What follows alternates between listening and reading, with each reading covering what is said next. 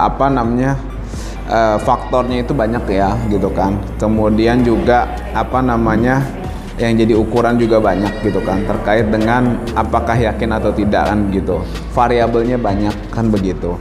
Nah, hanya saja yang sebenarnya harus kita garis bawahi, pemirsa sekalian tahu nggak apa sih maksudnya ya? Apa sih maksudnya HK itu apa namanya ngasih tahu bahwa adalah orang yang sama di kasus K50? Tahu nggak maksudnya? Apa itu Bang? Kalau dari apa ya dari apa ya intuisi investigasi saya, ini ada pesan. Oh, oke. Anda tidak melindungi saya buka nih K50. Oke. Ini kan pesannya gitu, pesannya dia kan sebenarnya bisa aja bicara saudara Ari Cahya gitu kan. Saya suruh, kemudian Ari Cahya nyuruh Irfan bersama dengan Tomser sama Munofri.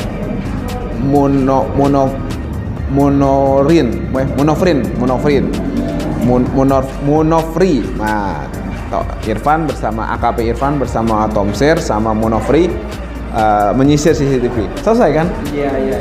Kenapa? Alhamdulillahnya pakai embel-embel K50 gitu kan. Yang satu yang satu memang faktanya seperti itu.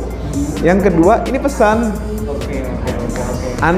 Lu nggak lindungin gua di sini, lu coba macam-macam sama gua buka semua, gua tahu semua kok nih. Gua kasih satu, yang KM50 CCTV timnya ini. Kan dia ngasih tahu, yang ngasih tahu dia, bukan saya, bukan Alvin Lim, bukan Mas Arief, bukan siapa-siapa. Yang ngasih tahu dia sendiri. Ini pesan menurut saya gitu kan. Menurut saya kan begitu. Ini hasil intuisi iseng-iseng. Assalamualaikum warahmatullahi wabarakatuh. Sahabat YouTuber dimanapun berada, ini berbagai channel. Alhamdulillah kita bertemu dengan the one and only lagi, yaitu Bang Aziz Januar, sohib kita tercinta.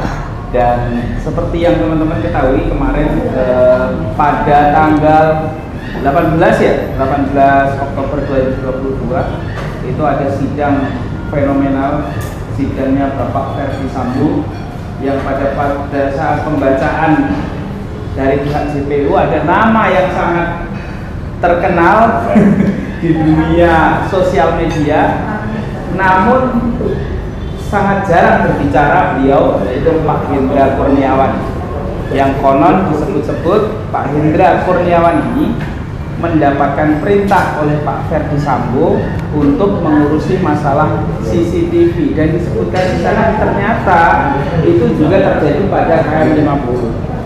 Nah, saya ingin meminta tanggapan yang pertama kepada Bang Aziz ya. Soal CCTV ini dan Bapak Hendra Kurniawan ini. Ya, bismillah. Jadi yang kita sama-sama simak di persidangan kasus Duren 3 itu sebenarnya ada beberapa poin yang bisa kita petik. Yang pertama adalah lagi-lagi yang saya ulang-ulang itu mendekati kebenaran gitu kan. Ya, ada budaya selain kekerasan, ada budaya rekayasa. Nah, selain budaya tidak mau taktis, selain budaya lepas tanggung jawab ya. Nah, budaya rekayasa itu lagi-lagi di sini makin mendekati kebenaran. Kalau kekerasan kita udah sama-sama lihat, sama-sama sudah ya bahkan teman-teman media sudah pernah mengalami kan kalau tiap demo kan. Nah, kalau budaya rekayasa ini menurut saya sudah sedemikian akut dan membahayakan proses penegakan hukum dan berdemokrasi di Indonesia tentunya. Nah, ini kalau memang benar dugaan pihak-pihak lain gitu bahwa dari yang memang curiga dengan kasus ini ada koneksi dengan kasus K50, bahwa memang ini apa namanya ada rekayasa terkait CCTV, penghilangan barang bukti, maka besar kemungkinan template yang sama terkait rekayasa ini juga digunakan di kasus KM50. Nah, cuma bedanya kalau kasus KM50 mungkin sudah terkondisikan dengan jelas, dengan baik. Kalau misalnya kasus Duren 3 ini adalah ala bisa karena biasa.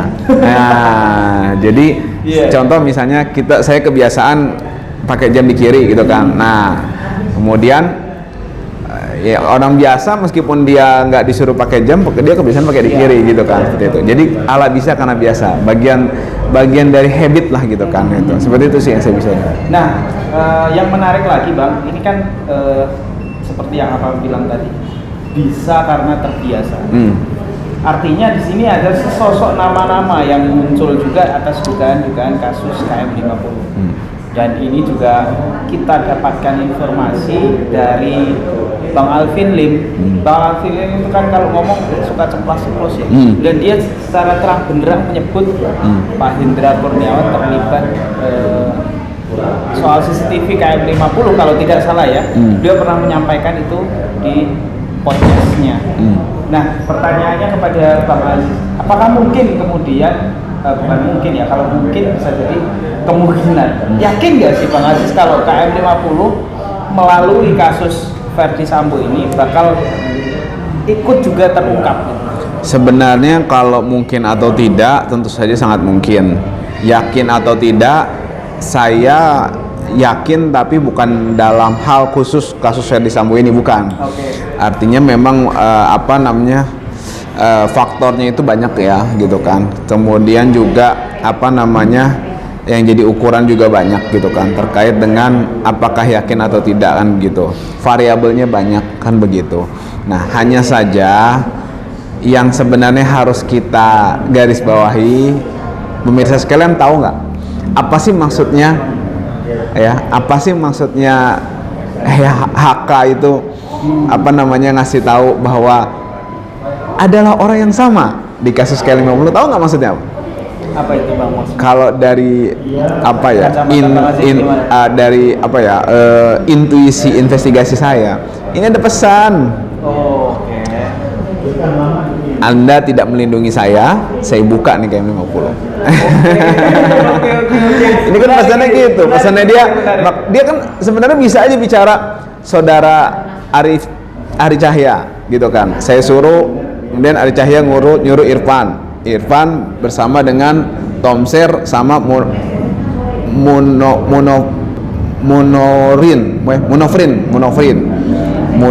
Munofri. Nah, Irfan bersama AKP Irfan bersama Tomser sama Munofri menyisir CCTV. Selesai kan? Iya.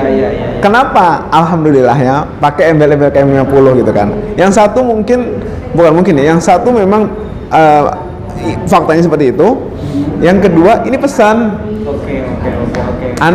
Lu nggak lindungin gua di sini, lu coba macam-macam sama gua buka semua, gua tahu semua kok nih. Gua kasih tahu satu, yang KM50 CCTV timnya ini. Kan dia kasih tahu, yang ngasih tahu dia. Bukan saya, bukan Alvin Lim, bukan Mas Arif, bukan siapa-siapa. Yang sudah dia sendiri. Ini pesan menurut saya gitu kan. Menurut saya kan begitu. Ini hasil intuisi, iseng-iseng investigasi saya lah gitu. Sederhananya begitu. Jadi kalau misalnya kita coba perhatikan di sini, artinya ada quote and quote saling mencoba. Ini kalau Anda mau menyerang saya bongkar. Ya. Gitu juga sebaliknya. Ya. Apakah pesan demikian yang Bang Haris tangkap? Iya, seperti itu yang saya mau coba sampaikan gitu kan, bahwa ini ada pesan-pesan tertentu dan menurut saya nggak perlu lagi ditutup-tutupi, sampaikannya semua. Kenapa? Saya kasih tahu, saya garis bawahi berkali-kali bahwa nggak ada tuh yang namanya dalam kebatilan itu sama-sama sepakat tuh nggak mungkin. Pasti suatu saat cepat atau lambat oleh takdir mereka akan dipisahkan gitu, dipisahkan yang hak dan yang batilnya. Nah, kemudian mana yang konsisten gitu aja. Kalau memang Anda tidak mau berbuat adil, tetap batil, ya udah orang lain yang akan adil. Betul. Nah, kalau Irjen apa Brigjen tuh? Yang mana? Brigjen HK itu, Hendra itu, atau Irjen tuh tidak mau mengungkap, ya berarti Anda terus keseret-seret kan begitu kan. Tapi kalau Anda ungkap, ya artinya apa? Kebenaran itu akan diungkap bukan karena keyakinannya, tapi karena terpaksa gitu kan. Ya nggak apa-apa. Yang penting kan terungkap. Yang penting terungkap kebenaran. Iya. Dan saya secara pribadi ya Bang, kasus soal KM50 ini rasa-rasanya sebelum benar-benar terungkap tuntas, ini bakal akan terus bergulir Bang. ya kita bisa saksikan lah ya, dari tahun 2020 loh, selalu muncul ada. Ya. Setiap kejadian apa ada kaitannya soal itu, ada kaitannya soal itu. Ya, karena memang yang kita perlu tahu, sudah saya katakan, kalau ini tidak diungkap, tidak diselesaikan dengan baik oleh pemangku kebijakan, kekuasaan dan kewenangan, maka ini akan berulang. Kenapa berulang? Karena mereka nggak dikasih pelajaran.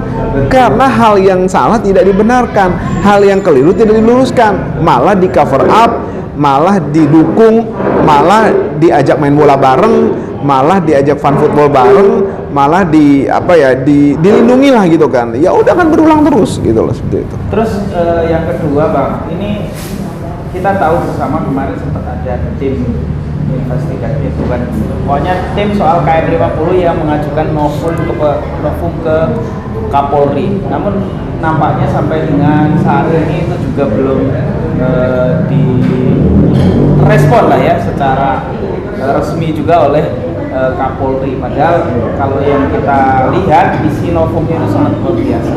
Nah, apa respon Bang Aziz soal yang sampai dengan saat ini belum ada tanggapan? Ya biasa aja, memang gitu, biasa gitu. Biasa aja ya. Biasa aja. Jadi kalau kita mau mengungkap kebenaran tapi mulus-mulus saja, nih something wrong nih gitu kan. Nah, saat ini ya gitu kan. Makanya tapi kita harap nanti bro. Karena kenapa? Karena situasi dan kondisinya tidak mendukung bahwa kebenaran itu akan diungkap dengan baik gitu kan. Nah, kalau misalnya lingkungannya sudah mendukung, kebalikannya, saya heran kenapa tidak diungkap gitu loh. Karena lingkungannya, maaf ya, saya mengibaratkan, kita di lingkungan penjahat nih, ada yang nyolong, ada yang begal, ada yang merkosa, ada yang ngerampok, terus ada kabar itu biasa aja, emang kelakuan mereka sehari-hari begitu gitu. Tapi kalau suatu saat, oh dia ada yang tadarus bareng, ada yang ke gereja dengan ini, kita kaget. Jangan, ada apa nih kok orang-orang jadi tahu jadi baik kan gitu kan, ada yang jujur saling menolong dalam kebaikan, wah ada apa nih gitu kan. Nah, lingkungan udah berubah kan gitu. Terus ya ini kita coba merefresh kembali beberapa kejadian soal CCTV. Selain daripada KM50 itu yang menyebabkan ada CCTV-nya Verdi Sambo, kemudian ada CCTV tragedi Kanjuruhan. Iya. Nah, saya ingin minta komentarnya yang soal tragedi Kanjuruhan ke Bang Aziz. Ya sama. Jadi sebenarnya semuanya ini mirip. Nah, cuma perbedaannya dari sudut pandang saya, pendapat saya adalah yang pertama, KM50 ini diduga terstruktur dengan baik, terencana dengan baik, ada operasi yang memang sudah direncanakan sebelumnya. Kalau yang Duren 3 kecelakaan. Oke. Tapi kenapa mirip? Ya alat bisa karena biasa makan tangan kanan, tangan kiri, jadi kebiasaan makan tangan kiri meskipun nggak disuruh, kebiasaan gitu kan. Yang terakhir kalau Kanjuruhan dalam sudut pandang saya adalah sebenarnya tidak direncanakan untuk rusuh, mungkin ya gitu kan. Akan tetapi gitu kan, dalam implementasinya terjadi kesalahan, kan begitu kan? Mirip-mirip sama Duren 3 sebenarnya. Akan tetapi di sini ada lagi-lagi ada cover up gitu loh, ada mencoba untuk dilindungi, karena kan kalau tidak ini kan struktur komando kemana-mana nanti kan ya, akhirnya template-nya sama gitu kan, CCTV-nya diambil gitu kan, kemudian juga tidak dibuka secara baik, ada upaya untuk itulah gitu kan, artinya nah cuma dukungannya kurang kalau yang ini. Nah, dukungannya kurang. Nah, akhirnya tidak sempurna. Masuklah tim gabungan pencari fakta itu kan. Kebuka semua sama mereka. CCTV-nya dilihat sama Pak Wafud dan kawan-kawan kan, dari TPGF ya apa tuh. Nah, dilihat semuanya segala macam. Nah, menurut saya sangat tidak sempurna di Kanjuruhan. Hampir mendekati sempurna di KM50. Sempurna di KM50 gitu. Jadi yang sempurna tidak diselesaikan, muncullah yang hampir sempurna, muncul yang tidak sempurna, dan akan berulang terus. Kenapa? Ya orang yang melakukan antar besok kita juga apa-apa dilindungi segala macam, cuma kena kode etik lah, enak itu maksud saya. Segampang itukah? Memang kita setuju aparat penegak hukum, pemerintah harus dilindungi. Melakukan kejahatan terhadap mereka wajib untuk dihukum, lebih tinggi dibanding aparat sipil biasa gitu kan, aparat dibandingkan warga biasa. Tapi sebaliknya dong, kalau yang melakukan mereka terhadap siapapun hukumannya lebih berat gitu loh. Jangan malah dikasih kode etik kan, kacau ini misalnya gitu. Terus ya ada ini juga ya Bang, saya juga lihat dari WhatsApp statusnya Bang Aziz Jerman, ada di tengah-tengah prosesi tragedi Kanjuruhan ini malah ada fun apa namanya? Football. Fun football. Apa pesan yang ingin Bang Aziz soal kok bisa-bisanya gitu Bang? Ini saya nggak ngomong depannya, nggak ngomong belakangnya ya. Saya langsung ngomong aja tengah-tengahnya nih. Ya, sesama bus kota nggak saling mendahului lah. Gitu. Sesama mafia tidak boleh saling inilah, biasa aja gitu kan. Jadi menurut saya biasa aja, memang begitu kelakuannya gitu kan. Jadi apa namanya, bahkan, nah ini selalu ini saya bicara nih. Bahkan saya dengar beberapa petinggi exco itu di PSSI itu mengatakan bahwa malah bertahan defense gitu, bahwa bukan tugas dia untuk ini apa namanya, TGPF tuh bukan tugasnya untuk mengurusi urusan PSSI segala macam. Menurut saya ini nggak benar gitu kan. Menurut saya itu nggak benar gitu kan. Akhirnya di pikiran saya muncul ada setan yang takut dengan ayat kursi, ada juga mungkin setan yang takut kehilangan kursi gitu loh maksud saya. Jadi sama-sama kursi, sama-sama setan gitu. Sama-sama takut juga. Iya. Kalau kita runtut nih Bang ya, dari kejadian-kejadian yang berkaitan soal itu, ini kan kita akhirnya fokus pada satu orang, yaitu pihak aparat kepolisian. Sudah banyak lah kritikan yang muncul di masyarakat, bahkan mungkin sebagian sudah pesimis terhadap kinerja kepolisian saat ini. Nah, menurut Bang Aziz, apa yang mestinya diperbaiki di aparat pemerintahan khususnya kepolisian di Indonesia? Kalau menurut saya yang pertama harus dirombak total. Gitu. Kenapa? Karena memang sudah sebegitu dalam gitu kan yang harus diperbaiki gitu kan. Jadi harus dirombak total, dan juga harus, kalau dibilang potong satu generasi atau beberapa generasi menurut saya terlalu ekstrim, tapi ya mungkin itu bisa dipertimbangkan karena memang pembenahan ini sangat penting gitu loh. Kalau kita bicara soal demokrasi, soal penegakan hukum, tapi aparat penegak hukumnya carut marut, kan kacau gitu loh. Ibarat kita mau nyuci kain bersih dengan air yang kotor, kira-kira gimana? Saya mau tanya, saya punya kain bersih, saya punya air kotor, tolong bersih. Saya nih ada nodanya sedikit gitu kan, ada noda sedikit gitu kan, noda sedikit, kain putih sini, baju saya ya, nggak putih ya, cuma ada noda, tapi ada kain ember kotor hitam gitu kan, suruh bersihin baju saya, kira-kira gimana? Mendingan nggak bersihin gitu kan, mendingan nggak dibersihin ya kan, gitu kan. Artinya pandangan masyarakat, sorry to say, ya udah seperti itu kebanyakan gitu loh yang saya dengar gitu kan. Makanya menurut saya harus benar-benar embernya dibuang, airnya diisi, dicuci dulu, diganti air yang bersih. Kalau boleh dianalogikan seperti itu.